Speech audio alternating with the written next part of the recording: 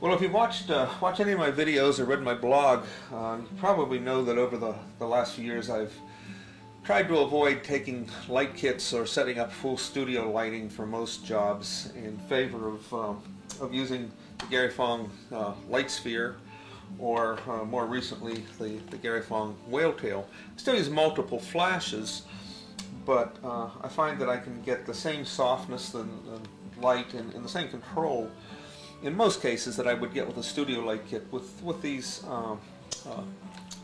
hot shoe mounted flashes, or I may mount multiple flashes on small light stands, and then with these diffusers.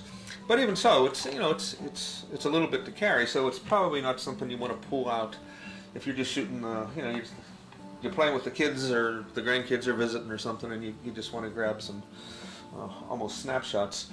So, and also like most of you, I have a camera in the car almost all the time, but very often I don't feel like, well, I may not have a flash with me, I don't feel like getting all this out and connecting it for just a grab shot. So what you're forced to do in those cases, if you don't have this stuff with you, is you use this little pop-up flash that a lot of cameras have.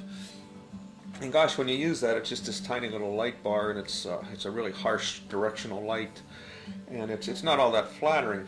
For years, I had sort of a homemade flash diffuser, and maybe many of you had one too, and it's called a piece of toilet paper or tissue, and you would just simply tape it over your flash, and you also could use it on the bigger flashes.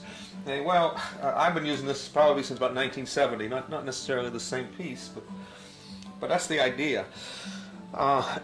Recently, Gary Fong has come out with something called the Puffer, and this is what it looks like in its retail packaging. And this is a neat little diffuser designed specifically for the pop-up flashes. Now let me show you how that works. In fact, I have one mounted right here. And you see, it slides right into the hot shoe, and it has adjustments. There's little holes where you can position this thing up and down so that you can center it right over the pop-up flash. And then, I don't know if you can see this here, but it's textured. It's kind of, I don't know, kind of like a football, I guess, but it's got these little texture things on the top to spread the light even further. So it's very cool. It certainly is not going to ever take the place of something like the whale tail or the light sphere, but it's a couple gazillion percentage points of improvement over just using the plain pop-up flash. Now, Gary's made these so they fit most of the flashes, most of the cameras out there. The key is you have to have a hot shoe, and it has to be right above the pop-up flash. If you have some of the Sonys and stuff where the flash sits off to the side, then it's not going to work. And if you have a standard hot shoe, it's going to work. There are a couple manufacturers that have sort of a non-standard hot shoe, and it won't work on those. But the cool thing is, it'll work on probably 99% of the cameras that are available to you. And it's just a great little light softener, light diffuser, for times when you still want a good picture, you just don't want to take the time to get out all the paraphernalia. And so anyway, it's called the Puffer. It's available at garyfong.com, and I just carry it all the time. Slides right into there, and it's very easy to store. I just stick it in my camera bag like that. But if you're really cramped for space, you can take it apart like that, and it takes almost zero space now.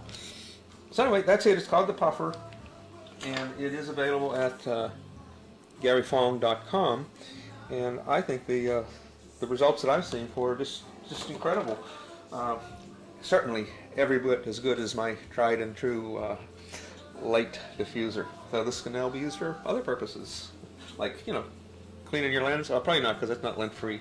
So maybe this has no photographic purposes anymore. All right, well that's it. Thanks.